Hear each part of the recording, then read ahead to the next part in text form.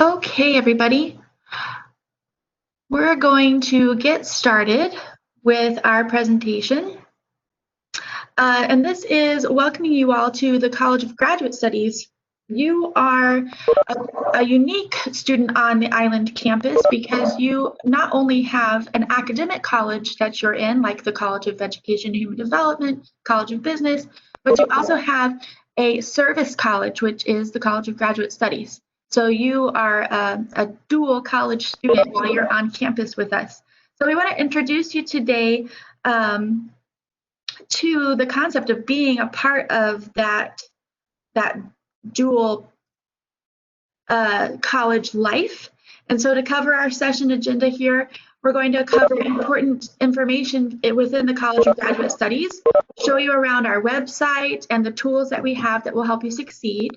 And then we're going to introduce you to your academic advisors. Some of them are able to join us today, some are not, but we're going to have their faces on the screen so that you can see them, and the ones that are with us are going to introduce themselves. And then we'll provide you all with contact information so you know how to reach out to us if you need help or guidance along the way. So today we have both of us hosting. My name's Angela Huddleston, and I'm the Audit and Compliance Coordinator for the College of Graduate Studies. My email is different. I'm having a name change, but you can still use that email throughout the duration. Once it changes, it'll get redirected to me. And then we have Sophia Zahner, who you met in the last session, and she's our Outreach and Compliance Coordinator with the College of Graduate Studies. And I'm joining you from home today. Sophia's in the office, and that is a good representation of how we're all adapting to this new life. Sometimes we're working from home, sometimes we're working in the office, just like you are sometimes on campus or sometimes at home learning. So we totally understand what you're going through in this new endeavor and this unique environment. But feel free to jot down our contact info, and of course we're going to have this session recorded and provided for you after. So to cover some of these important things that we want you to know about, first and foremost is our College of Graduate Studies website. So I'm going to click on that link and guide you all through this website today. So this is our home website that you can come to for a general landing page for your graduate student information. When you were a new student, you may have even navigated to links like the new student link or the academic link. Oh, I've been told you all cannot see the website. Let me share my screen. Sorry. Okay. So anyway, this is our website here with the various links that now that you're a current student, the current student link might have become more pertinent to you. So let's click on there, and I'm going to guide you through some of the important parts of this website. For our students who are pursuing their doctoral degree, we have the doctoral student section of the website. Important things to note here is the doctoral student handbook. This is an overall handbook for all doctoral students that is put out by the College of Graduate Studies. So it covers our policies and procedures as a service college and how we serve you as a doctoral student. If you would like to navigate to your program's handbook, we also have links for that here, doctoral student handbooks. And then you can come down and you can locate your program's handbook from this link on this website.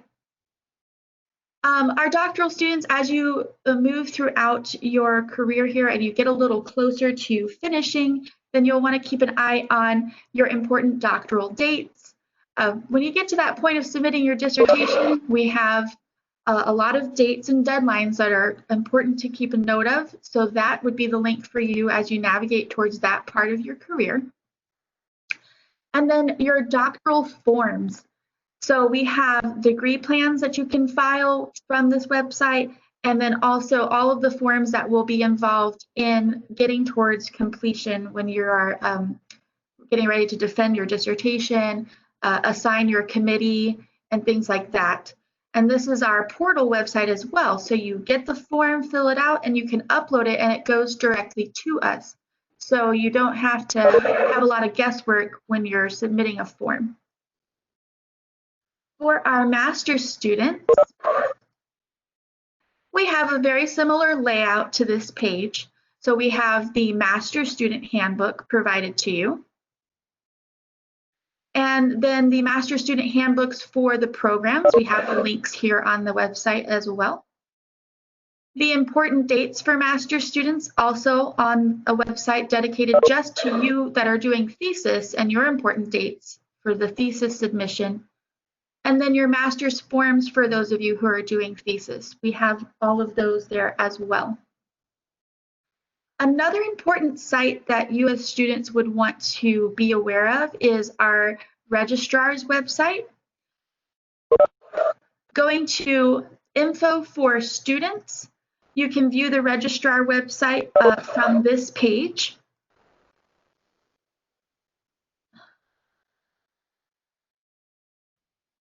I am going to do a Control F to find it because okay, there it is. So the registrar page here is a very important page for you to be familiar with, particularly forms.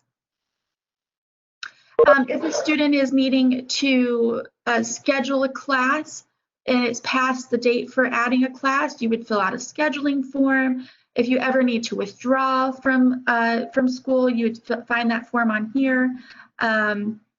If you apply for graduation and then you need to cancel for some reason, it's on this website. So I would definitely familiarize yourself with our university registrar's website. We have the academic calendar, which is very important for knowing what dates are coming up on campus, like the last day to drop a class or the last day to add a class. So be aware of the registrar calendar as well. And there's just a lot of other resources that you'll want to go through on this website as you make your way through your time here.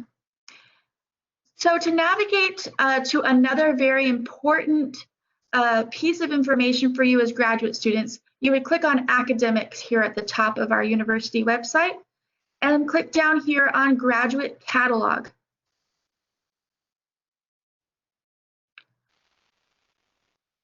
I've been told by one student at least that you all cannot hear me. If that is a problem for more students, please let me know. So to navigate to this graduate catalog, if you click that link right there, then you're going to go to the catalog automatically for graduate students. But just in case, it sometimes can default to undergrad. So make sure that you're clicking on your grad catalog. In the catalog, you have links to all of the colleges, and then within the colleges, you can view your program requirements for your degree. I'll click on science and engineering as an example. And then let's say you were doing a master's in biology, and you can come down here to view all of the degree requirements. And not just like what courses to take, but if there are certain grades that you have to make, anything that you need to know to maintain your status in the program. We also have our general academic policies and regulations, which is an important page to be aware of. This page particularly, we talk about the ways that you need to stay in satisfactory academic progress as a student with the College of Graduate Studies and your individual academic college. And we address remaining in good standing, repetition of a course. So do check out this area of the catalog, these two links here, general academic policies and regulations and the academic and degree requirements. It's important information to know. To remain a student in good standing with Texas A&M University Corpus Christi at the graduate level, you need to maintain a 3.0. So that is the basic requirement. Your programs, again, might be more specific. Some programs don't allow you to earn more than 2 Cs.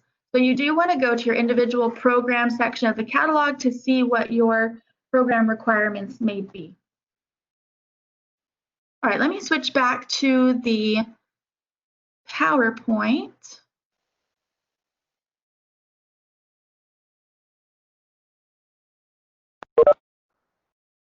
And I want to show you Degree Planner. This is an important application that students need to be aware of. And now I'll have to switch back. Degree Planner is where you can log in and you can actually view what your degree requirements are. So for me, it doesn't automatically pop anything up because I'm staff. But when you log into Degree Planner, then you would be able to see your degree requirements outlined, and you can actually see your progression through your program. So it's a very good resource. And in fact, this is what your academic advisor and our office uses to audit you for graduation. So it's very essential for you to be familiar with your degree plan to see how you're progressing in your program.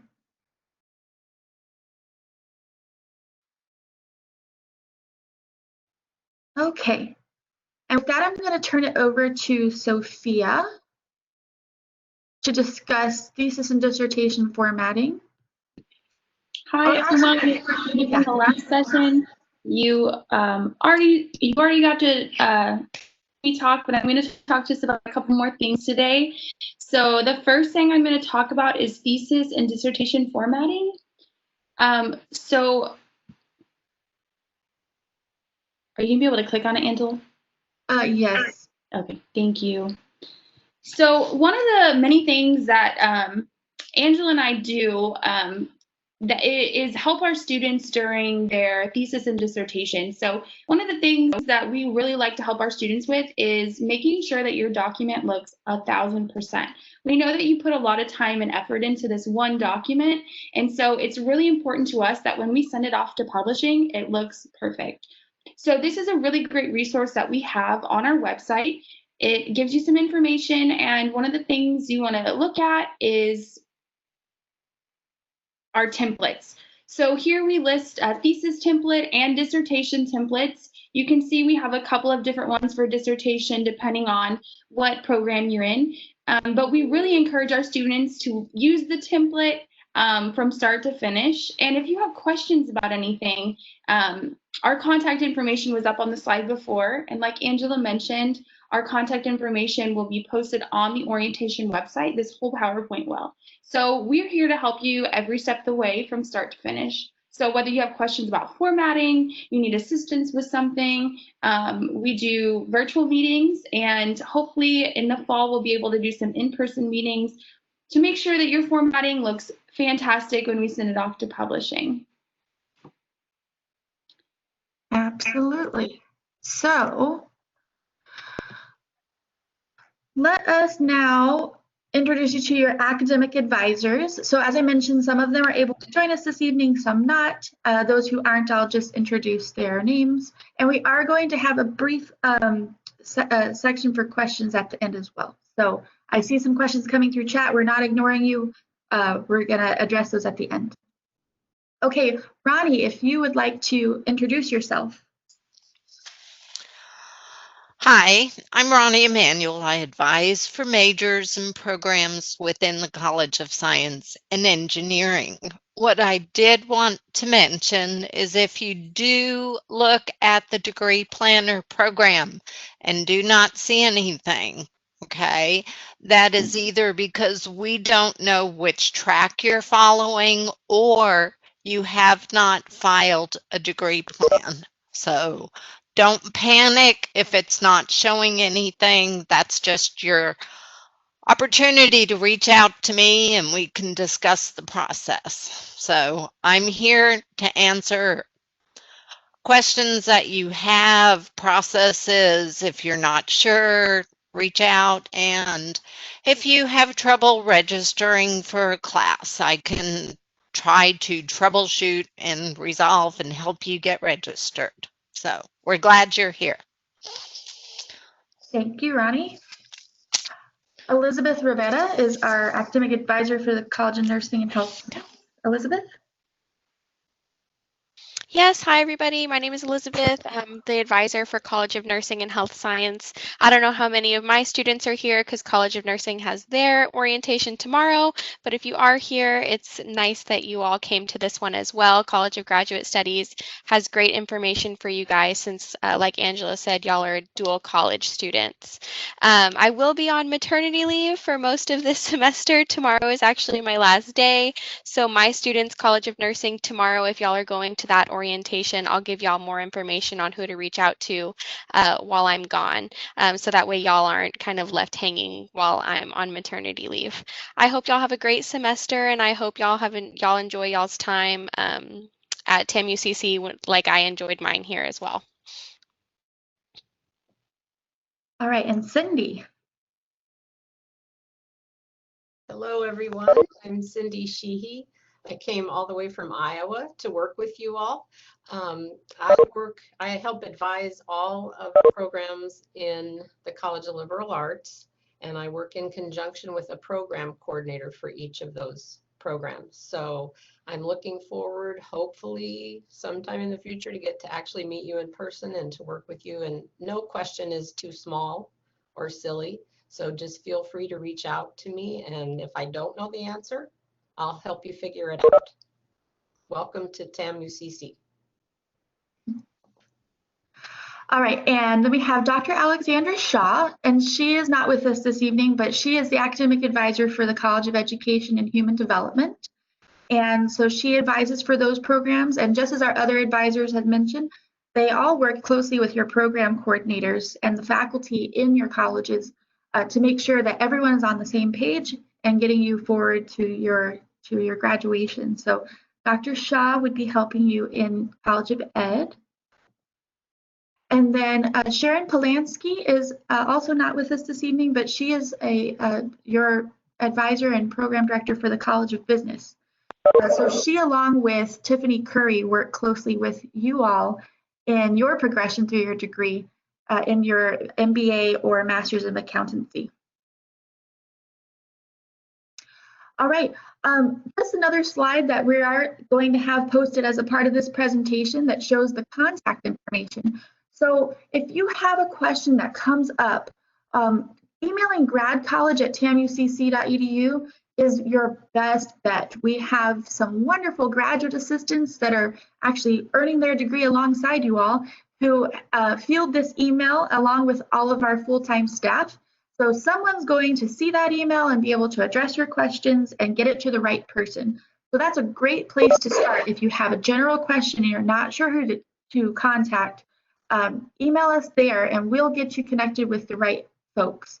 And then you have the GROW email, of course. So if you have questions specifically about GROW, you'll email them there. And then we have our phone numbers, our contact information there. So if you'd rather call and get pointed in the right direction, feel free to reach out to those phone numbers. And then we have our social media sites as well that we are monitoring to get any answers to questions that come through on those sites. And we do have some time for some questions. Sophia's been monitoring the Q&A. So Sophia, are there questions that we might want to address today? Sure. So we have a question. When do we meet with our advisor to determine which specialization and electives to take? That's a great question. And that might be specific per college. I know that Ronnie, for instance, and she may want to jump in here, she meets with her students towards the beginning of their time here to determine those specializations because it determines what classes you're taking as a part of your degree. Others choose those specializations later on in their degree. So it is pretty specific towards the program that you're seeking. And that's when you have those questions, that's a good one to reach out to your academic advisor and get more information on how that process is handled as a part of your program. Good question. Yes, thank you. We just have one more question. So if you have any quick questions for us to answer before this session is over, definitely make sure you type it out so everyone can see it. We have another question. It's when are we assigned our chair committee for the PhD program? That also varies by program. So our sciences, they determine that, I believe, up front, and Ronnie could correct me if I'm wrong, because you have to have a chair to be admitted. But in the education, it's different. So you don't get a committee appointed or a chair generally until after you pass your comprehensive exams. So again, that's another great question for your academic advisor who knows the process and procedures for your particular program.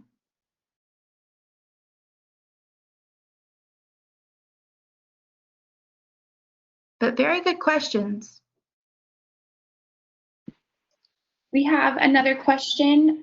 Do graduate students have the opportunity to make it on the Dean's List, or is it just for undergraduate students? That opportunity is only for undergraduate students. We expect that you're going to do very well. You would always make the Dean's List if we had it. But no, for graduate students, that is not a part of that. Likewise, we don't do Latin honors. So we get that question a lot when people come to commencement, whether you get chords or Latin honors. That is not a part of graduate school. Okay, awesome. We have one more question, and it's, where's the Sand Dollar office located? The Sand Dollar office is in the University Center, and later on, after the program is over, I will be updating the orientation website with a link to where our map is. We also have an interactive map, so you'll be able to see exactly where the Sand Dollar office is, where the College of Graduate Studies, where our office is located, along with Rowe and any other buildings that you might be looking for. Yes, and just a reminder to students, you all are going to be meeting with your program coordinators later this week and into next week. So the more program-specific questions and the policies and procedures within those programs will be discussed during those meetings with program coordinators. So we're not going to leave you after tonight with these questions. You're going to be able to have those answered specifically by your programs.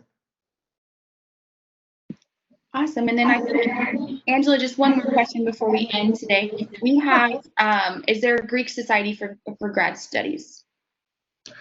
So many of your disciplines have Greek societies, and then we also have Phi Kappa Phi, which is a wonderful society that you can join. There's an eligibility requirement, but you would want to be on the lookout for an email inviting you if you're eligible for that society. But then again, your disciplines generally have societies as well, and you would get more information about that from your programs.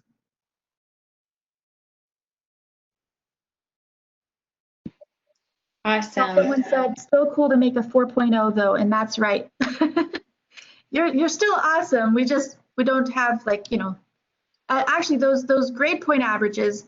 That's one of those important things to maintain in order to be invited to those Greek societies and discipline societies. So there's good reasons, of course, to keep that GPA up. Absolutely. I saw someone asked how we access the GPA requirements for the College of Business. So again, that's going to be in your catalog. So when I navigated to that catalog, you'll want to pay attention to that if you rewatch the session. You go to the catalog, click on College of Business, and then on your degree. And then within that page, you can find the GPA requirements to maintain yourself in that program.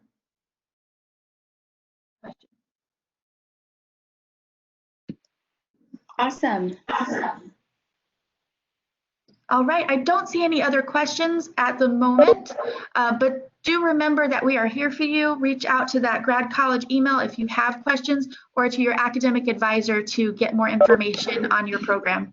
Thank you all so much for joining. And one more thing, we do have one more session. It's very brief. We will be announcing the winners of our tuition stipend, so please log on to our next and last session. But thank you so much for coming.